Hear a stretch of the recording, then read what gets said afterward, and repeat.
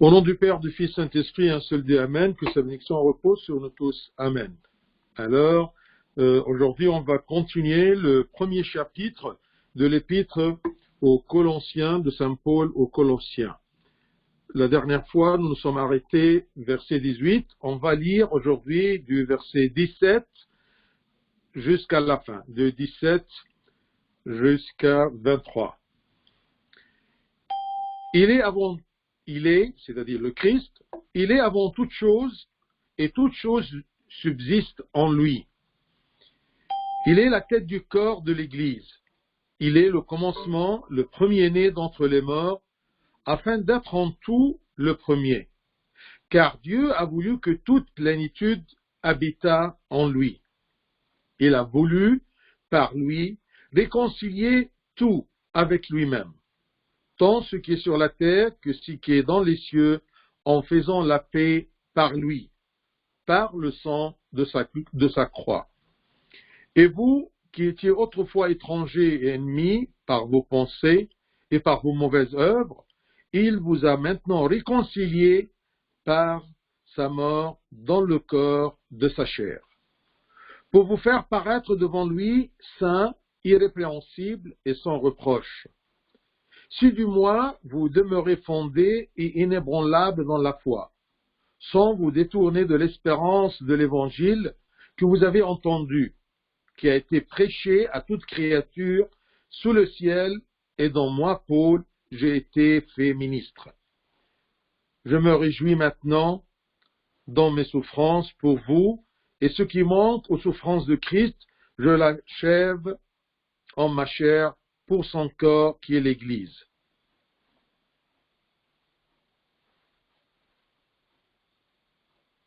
Bien.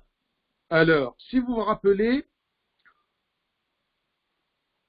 qu'au commencement de cet épître-là, je vous ai dit que Saint Paul, il essaye de défendre la foi chrétienne devant deux hérésies.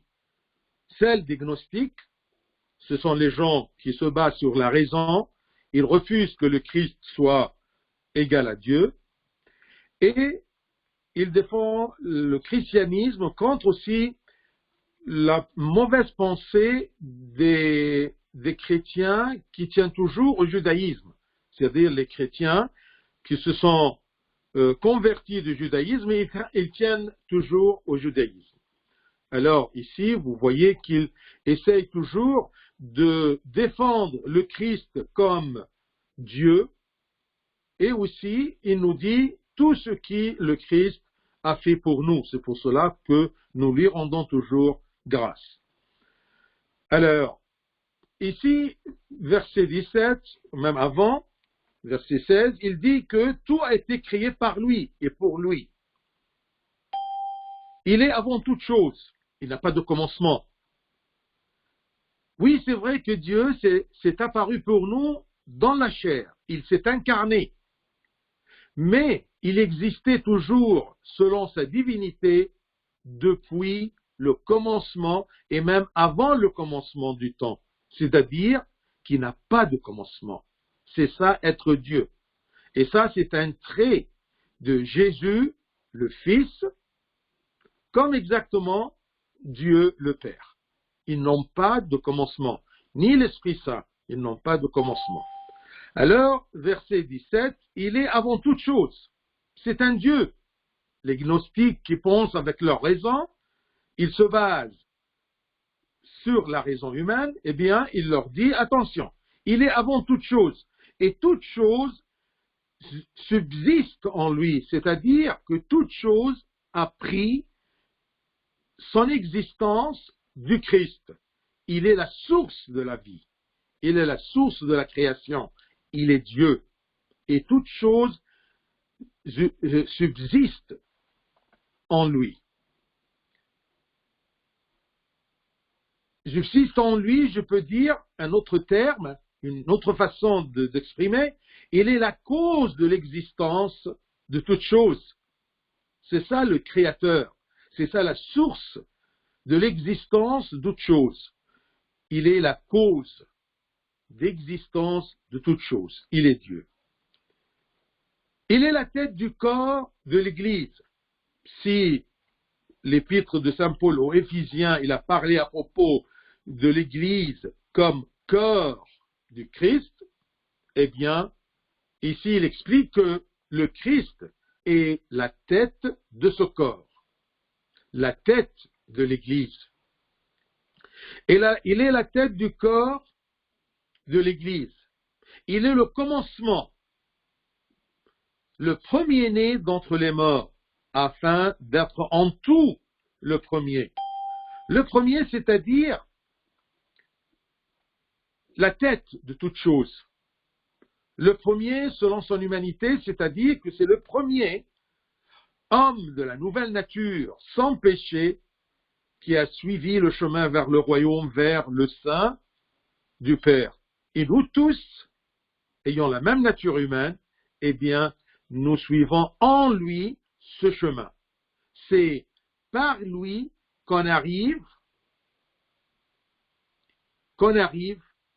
à Dieu le Père.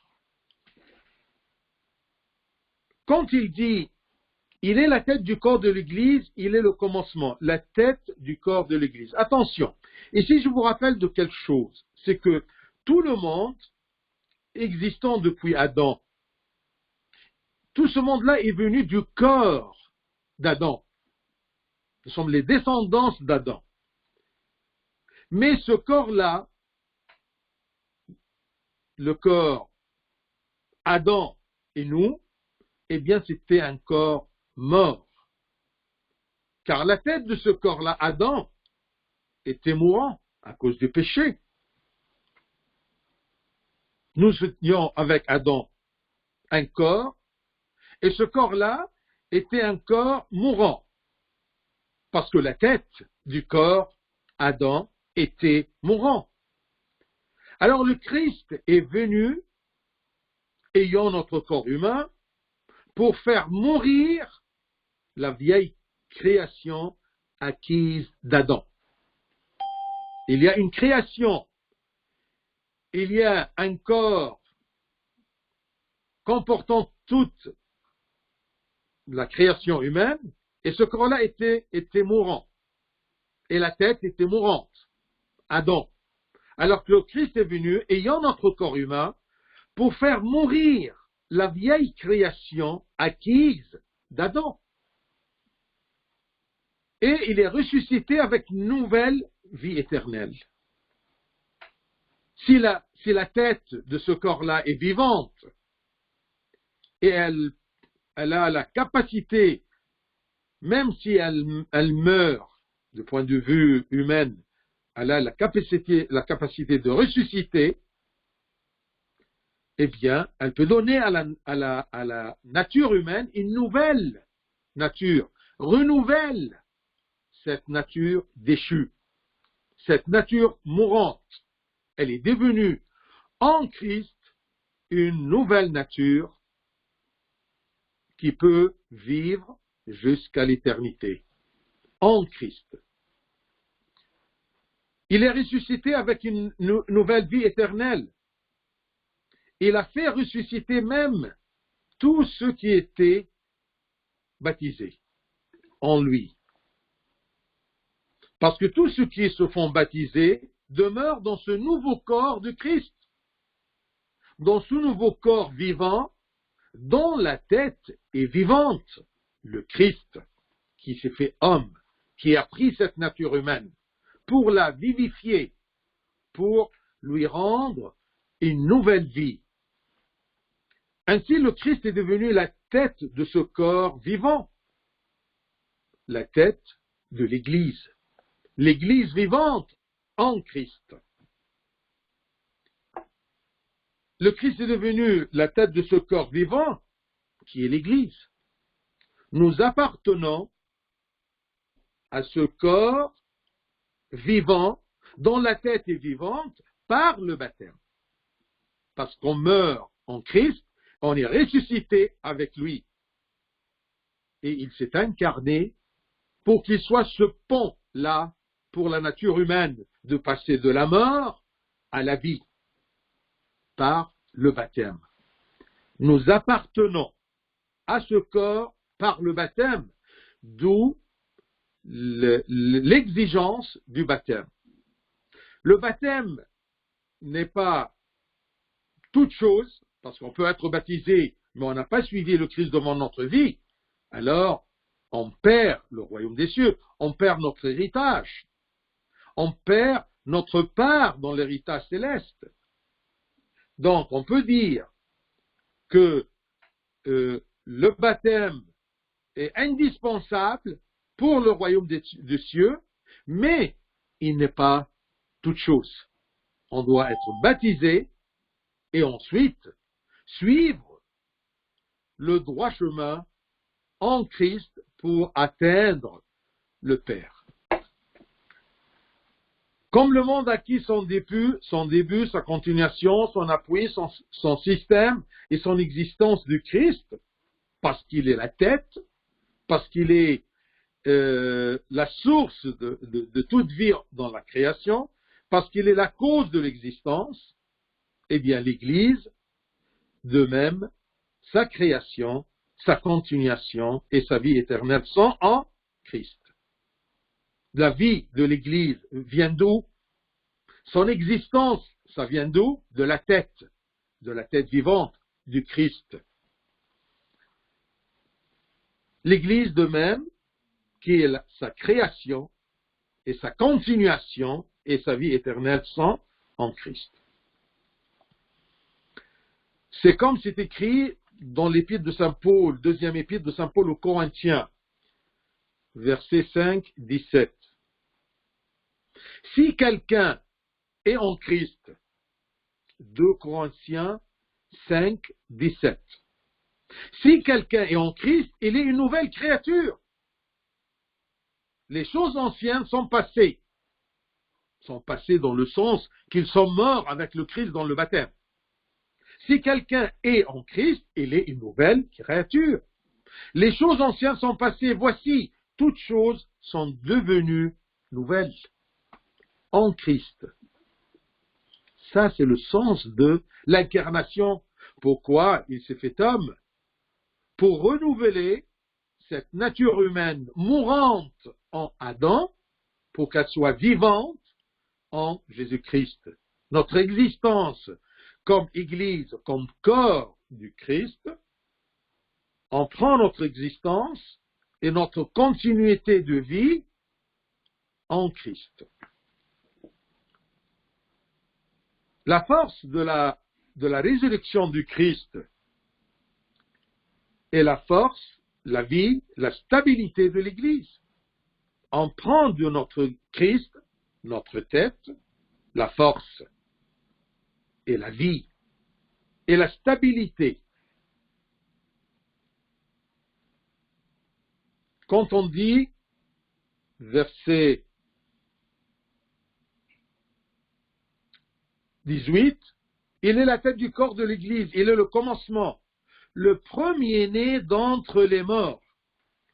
Les premiers-nés d'entre les morts qui se sont ressuscités avec une nouvelle nature, une nature renouvelée en Christ. Il est le premier-né d'entre les morts. Nous serons ses frères en le suivant dans cette résurrection. Le Christ est le premier fils d'homme ressuscité avec un corps glorieux qui ne mourra pas. Il est le premier qui est rentré dans la gloire du Père, avec un corps humain. De là, il est le premier parmi les morts qui ressuscitera en gloire pour la vie éternelle. Il est le premier. Et nous, on le suit. Mais on ne le suit pas séparé de lui. Nous sommes unis en lui. Nous sommes en lui. Et puisqu'il rentre à travers la porte de la gloire, eh bien, par lui, nous rentrons aussi par cette porte-là pour la vie éternelle. Comme c'est écrit, épître de Saint Paul aux Hébreux, chapitre 6, verset 20, Hébreux 6, 20, là où Jésus est entré pour nous comme précurseur. Il nous a ouvert le chemin de la gloire et du royaume. C'est ça. Là où Jésus est entré pour nous comme précurseur. Il nous ouvre le chemin, il nous ouvre la voie vers le royaume. Il nous a ouvert le chemin de la gloire des enfants de Dieu. Il nous a ouvert le chemin de la gloire et du royaume. C'est ça le sens qu'il est le premier-né d'entre les morts, qui vont ressusciter dans la gloire du Père.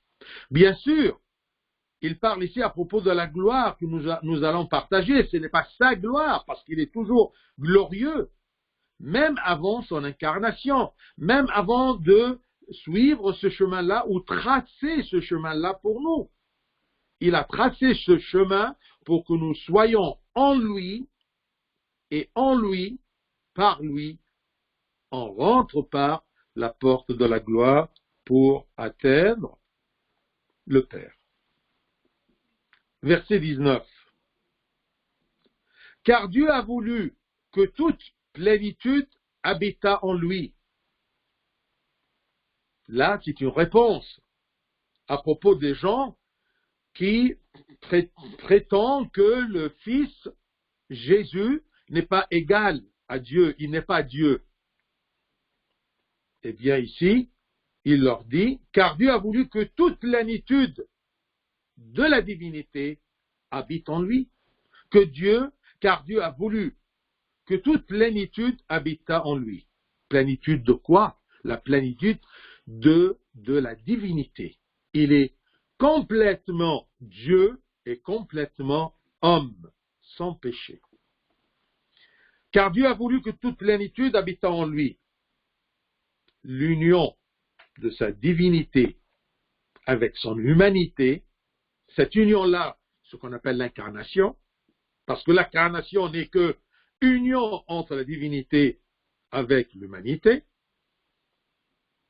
L'union de sa divinité avec son humanité a fait que toutes les caractéristiques divines ont été présentes dans le Fils incarné, parce qu'il y a dans ce Fils incarné la plénitude de la divinité. Donc tous les traits, tous les qualificatifs de la divinité sont présents dans le Fils incarné, dans Jésus-Christ. Et nous, en lui, nous avons reçu, comme Saint Jean nous dit, au premier chapitre, versets 16 et 17 de l'évangile de Saint Jean, 1, 16, 17, et nous, en Christ, nous avons eu tout, c'est écrit, je cite, Saint Jean, et nous avons tous reçu de sa plénitude, et grâce pour grâce, car la grâce et la vérité sont venues par Jésus-Christ. Ce Fils incarné, toute la plénitude ou la plénitude de divinité existe en lui, et puisque nous sommes en lui, ça ne veut pas dire qu'on va devenir des divins, des dieux, mais non, on va prendre toute une très grande puissance adéquate à la nature humaine, parce que nous sommes toujours humains, mais nous sommes toujours humains avec la nature de Adam avant la chute. C'est ça la belle nature, où il y a la force, la sagesse, la pureté.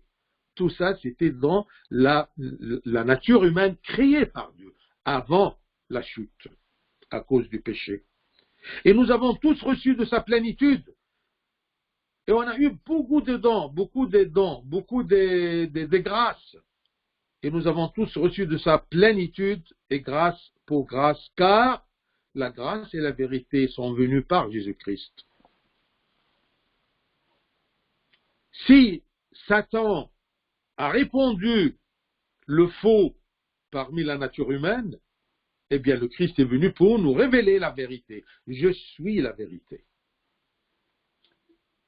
Et la grâce de se renouveler la grâce que notre nature se renouvelle pour avoir les mêmes traits et les caractéristiques de la nature humaine créée par Dieu, eh bien, cette grâce-là, on l'a eue comment? Par Jésus-Christ. Car la grâce et la vérité sont venues par Jésus-Christ. Si nous sommes chrétiens, nous sommes en Christ. Si nous sommes baptisés, nous sommes membres de ce corps du Christ.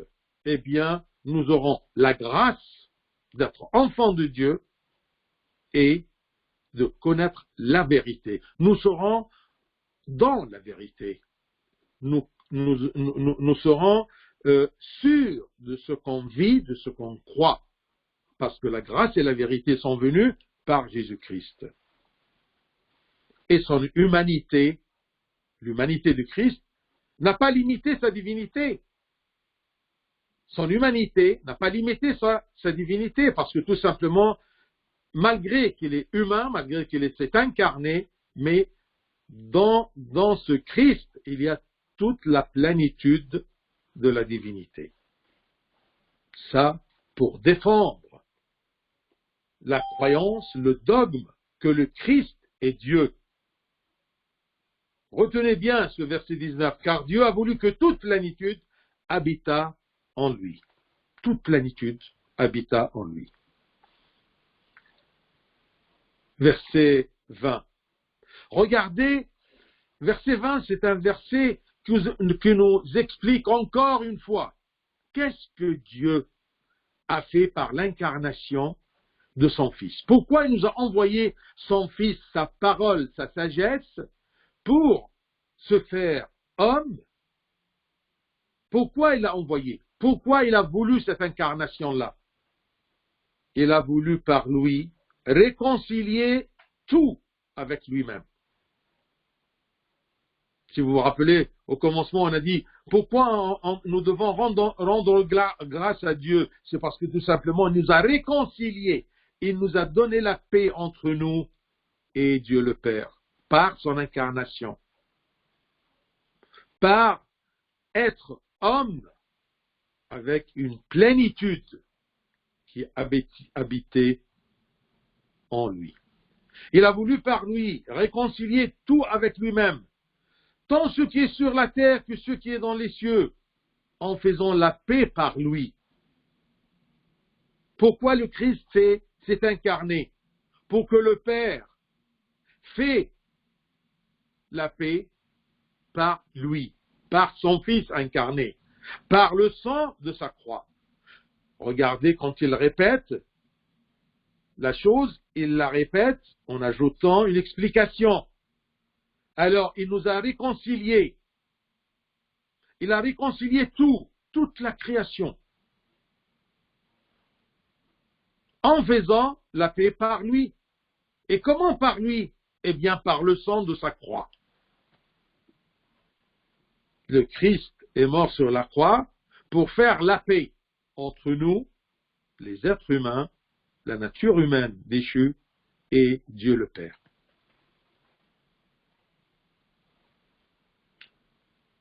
Sûrement la réconciliation pour tous ceux qui acceptent la réconciliation.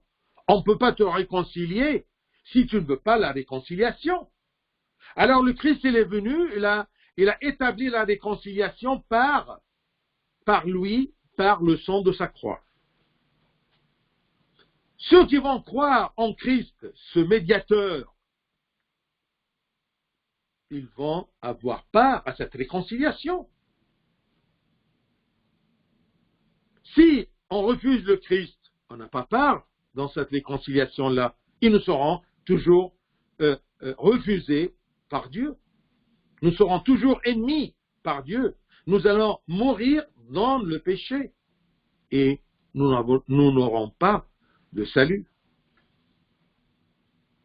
Ceux qui acceptent la réconciliation en croyant en Christ auront la réconciliation, auront cette paix-là. Et ceux qui présentent un repentir pour leurs mauvaises œuvres, eh bien, ils vont être réconciliés, ils vont prendre part dans cette réconciliation faite par le Christ, par le sang de sa croix.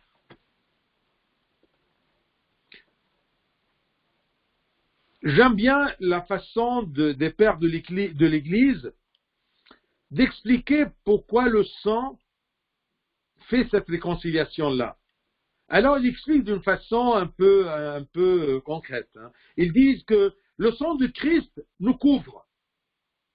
Imaginez que le sang du Christ qui coule, il nous couvre. Alors Dieu ne voit pas nos péchés, mais plutôt il voit, en nous regardant, il nous voit couverts par le sang du Christ. Regardez cette métaphore. Il m'a couvert de son sang pour couvrir mes péchés, pour que le Père ne les voie pas, sont effacés, sont couverts par le sang du Christ.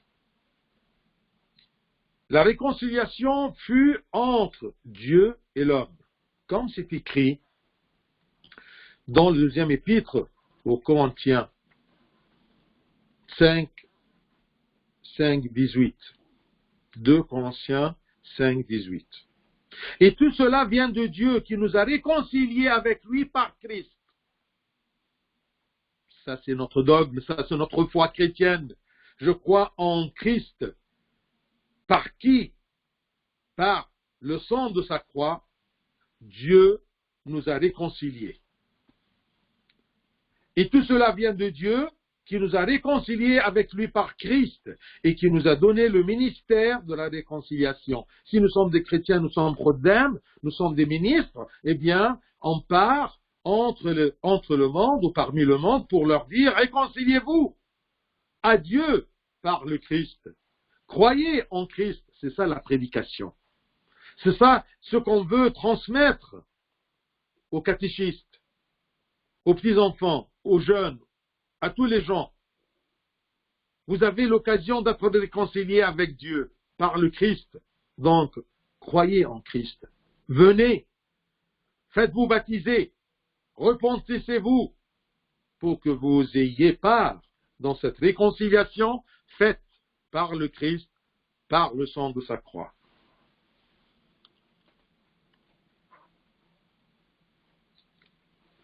Alors, il a fait une réconciliation entre l'homme et Dieu, et aussi une réconciliation entre l'homme et son frère l'homme, entre les terrestres et les célestes, entre nous et entre les saints qui nous ont précédés pour aller au royaume. Tous sont devenus une seule église, que ce soit l'église triomphante qui est déjà dans le paradis, ou l'église qui lutte, qui essaie de lutter contre le monde pour résister et être toujours dans le bon chemin pour Dieu. L'église triomphante et l'église sur terre qui lutte. Tous sont devenus une seule église, dont le Christ est devenu la tête. C'est pour cela, si vous vous rappelez Éphésiens 1, 10, c'est écrit de réunir toutes choses en Christ, celles qui sont dans les cieux et celles qui sont sur la terre. Tout ce qu'il y a dans les cieux, les saints qui nous sont précédés, les anges, et tous ceux qui sont sur la terre, nous, l'Église qui lutte, qui se prépare pour être un jour l'Église ou parmi l'Église triomphante. Verset 21.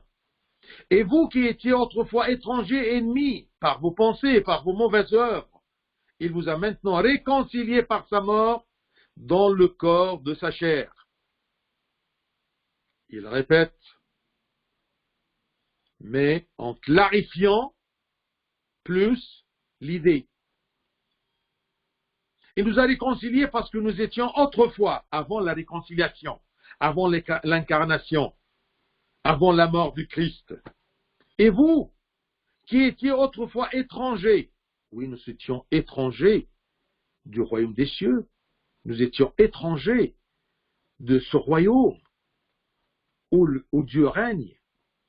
nous et vous qui étiez autrefois étrangers et ennemis par vos pensées et par vos mauvaises œuvres. Donc, les mauvaises pensées, les hérésies, les mauvaises œuvres nous rendent toujours étrangers à Dieu, non pas réconciliés avec lui, mais étrangers et ennemis avec Dieu. Il parle encore une fois à propos de la réconciliation. Il vous a maintenant réconciliés par la mort. La mort de quoi?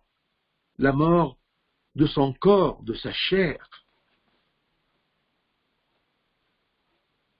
Comme ça, on peut comprendre un peu l'œuvre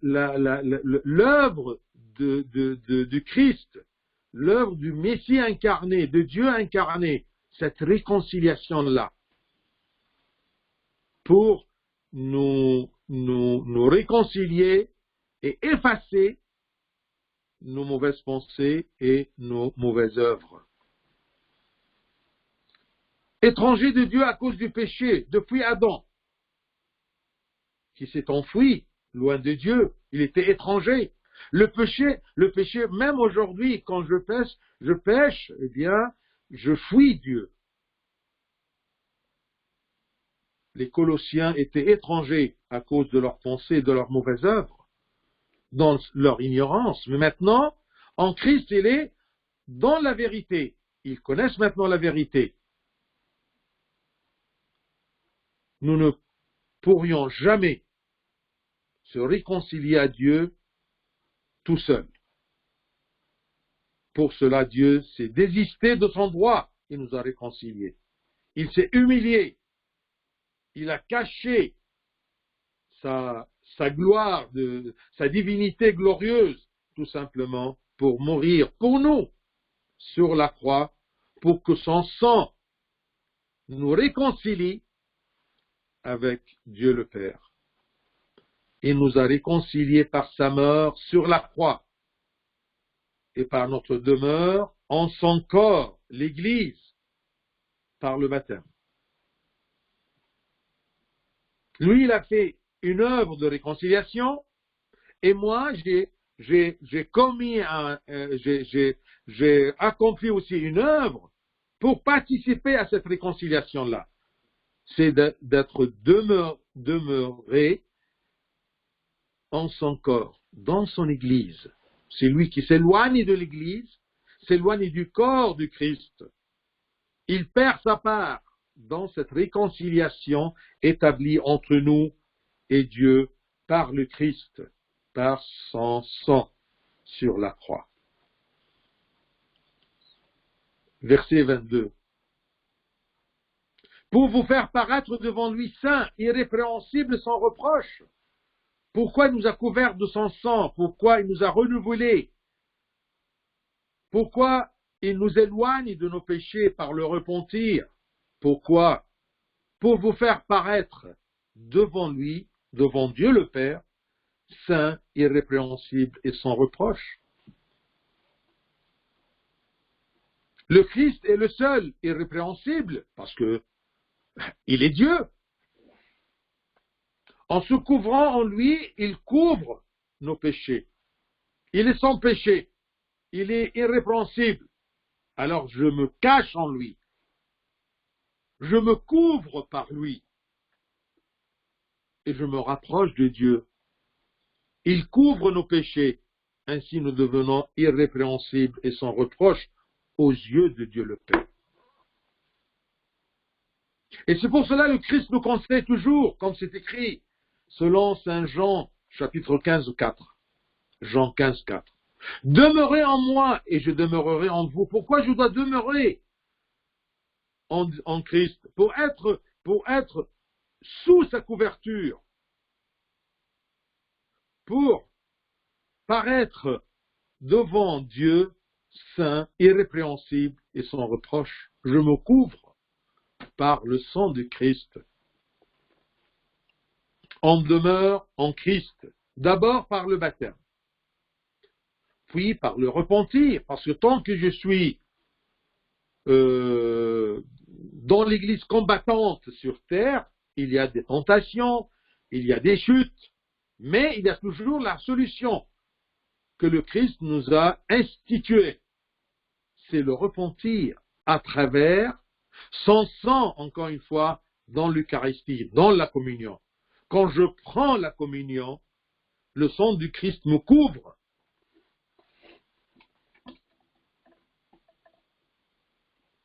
Quand je me confesse, Abouna, il me donne l'absolution, la permission d'aller se couvrir dans le sang du Christ. Et c'est le sang du Christ qui me couvre, ce n'est pas Abouna. Mais parce qu'Abouna, il est responsable de ce sang et ce corps du Christ. Alors, il doit vous permettre d'aller se couvrir dans le sang de Christ. Parce que sinon, s'il n'y a pas le sacerdoce, il n'y a pas les prêtres, il n'y a pas comment dire, le sacerdoce, la prêtrise, comment voulez-vous que ce soit le sang de Christ quand je tombe et je pêche et je redeviens étranger? Comment me réconcilier? Eh bien, le sang, il est là.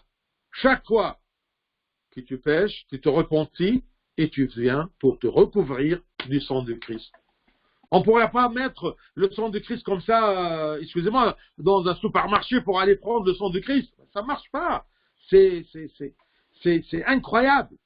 C'est impossible. Mais la façon de Dieu a institué pour me recouvrir de son sang, de me laver dans son sang, chaque fois que je pêche, eh bien, il y a la porte du repentir. Et bien, on demeure en Christ pour paraître devant Dieu comme saint, irrépréhensible et sans reproche, d'abord par le baptême, puis par le repentir, comme une vie que nous menons. Chaque jour, j'essaie de me repentir, accompagné par la communion avec assiduité. Et bien, baptême, repentir, communion avec assiduité, c'est ça la demeure en Christ, pour paraître devant Dieu saint, irrépréhensible et sans reproche.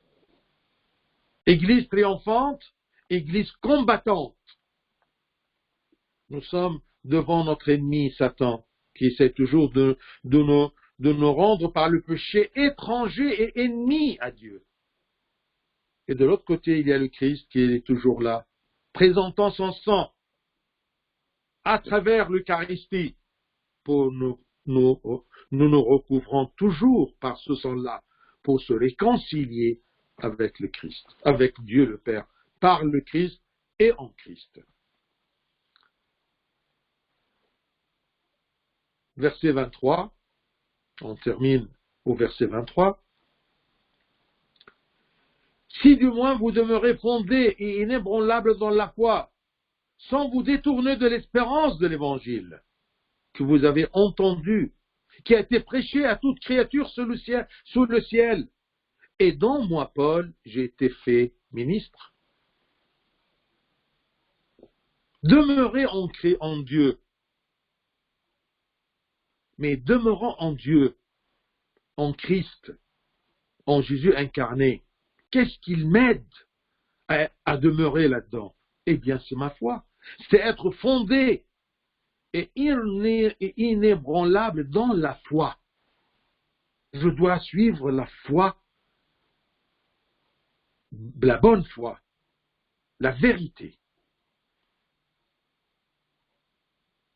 Dans ce verset-là, on voit une nouvelle condition pour être sans reproche. C'est être en stabilité dans la foi, la juste foi. Et où est la juste foi? La juste foi prêchée aux Colossiens par l'Évangile,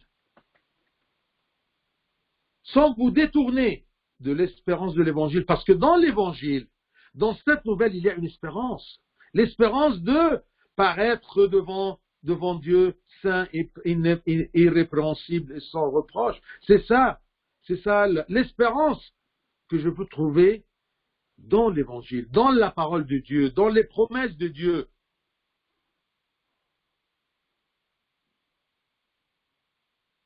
Et bien, la nouvelle condition pour être sans reproche et demeurer en Christ, c'est être en stabilité dans la foi.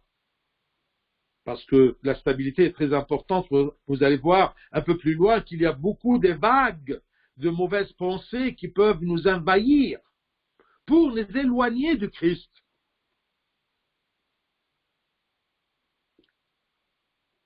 Alors, on doit être fondé, inébranlable dans la foi, stable dans la foi, la juste foi prêchée par l'Évangile, afin de résister contre toute doute répandu par les hérétiques. Ne croyez pas que les hérétiques sont dans l'histoire de l'Église. Chaque jour, nous avons autour de nous des hérétiques.